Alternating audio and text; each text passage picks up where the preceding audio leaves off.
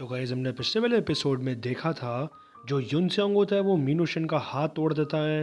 And फिर हम देखते हैं वो अपने आप से ही बातें कह रहा होता है और फिर वो अपने आप से कहता है तो ये सच है, जो मुक्के होते हैं वो ज़्यादा फास्टर और स्ट्रॉन्गर होते हैं लॉ से। एंड फिर हम देखते हैं अपने मन में ऐसी सोच रहा होता है अब सिस्टमेटिक जस्टिस जो होती है वो कोई भी हेल्प नहीं करती विक्टिम्स के लिए।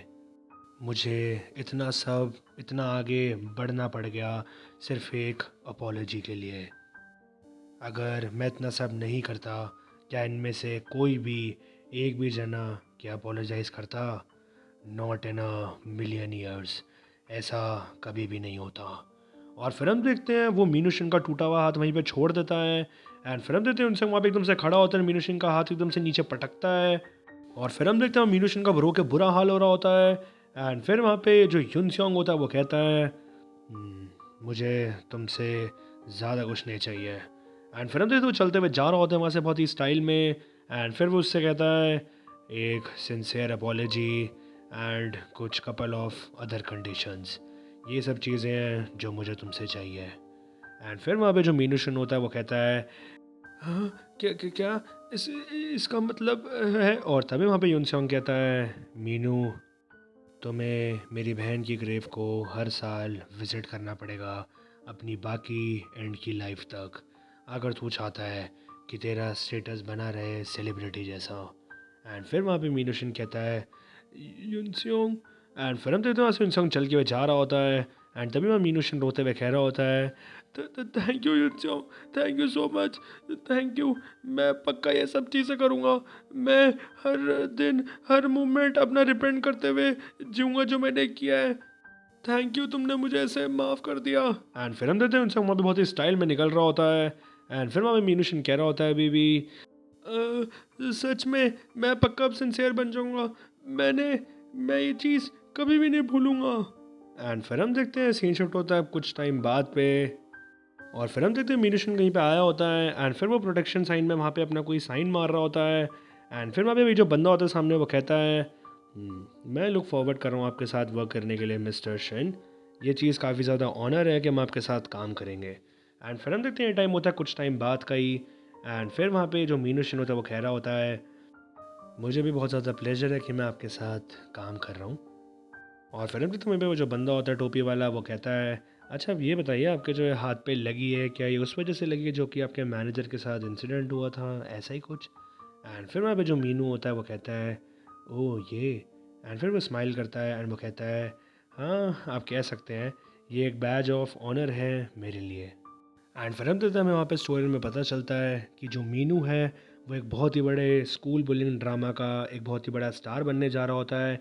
एंड फिर हम देखते हैं वहाँ पे उसकी ऐसी सीरीज़ भी रिलीज़ होती है टाइम ऑफ वायलेंस।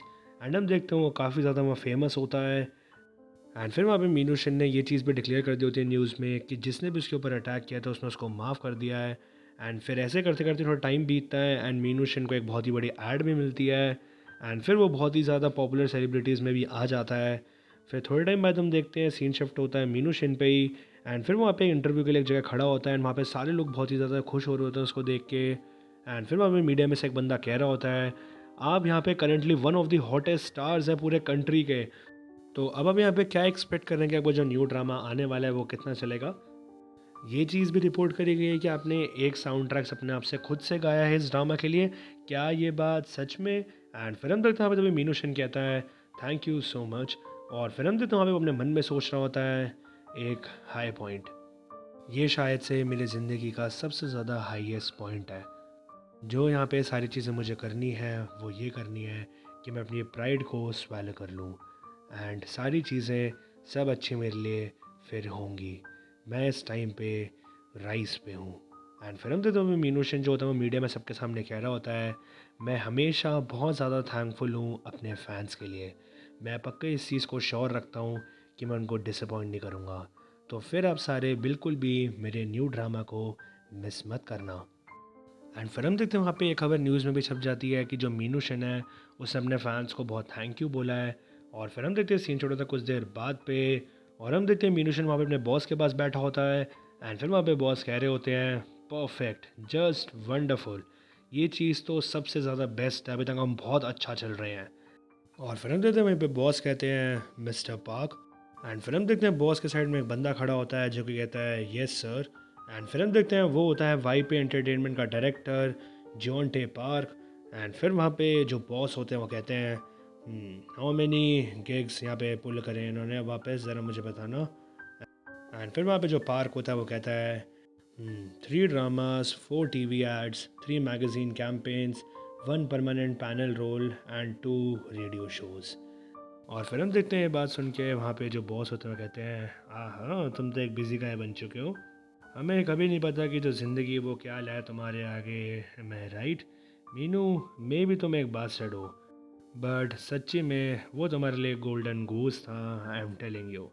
एंड फिर वहाँ पे जो मीनू होता है वो अपने मन में सोच रहा होता है बास्टर्ड, इवन मैंने इसको थ्रेटन भी किया था कि मैं इसकी सारी चीज़ें इसकी बाहर ला दूंगा, तब भी ये मुझे यूज़ कर रहा है जहाँ जहाँ पे कर सकता है। आई गेस एक जो गैंगस्टर होता है वो हमेशा गैंगस्टर ही रहता है। इन दी एंड वैसे भी हर चीज़ सिर्फ मैटर करती है पैसों में, क्या सिर्फ यही है? बस तुम वेट करो, जैसे ही मेरा जो सेकंड कॉन्ट्रैक्ट है वो एक्सपायर होएगा तभी। एंड फिर हम देखते तभी वहाँ पे बॉस कहते हैं मीनू, जब तुमने कॉन्ट्रैक्ट को साइन किया था क्या तुम श्योर हो कि तुमने सब रीड करा था फाइन प्रिंट को? एंड फिर वहाँ पे जो मीनू होता है वो कहता है हाँ मैंने श्योर तो किया था, क्यों, क्या कुछ प्रॉब्लम है क्या? एंड फिर वहाँ पे जो बॉस होता है वो कहता है नहीं नहीं कोई प्रॉब्लम नहीं है, जितने भी तुमने ड्रामास अभी तक करे हैं वो सारे वो हैं जिनकी शूटिंग पहले ही ख़त्म हो जाएगी, उससे पहले वो एयर होंगे।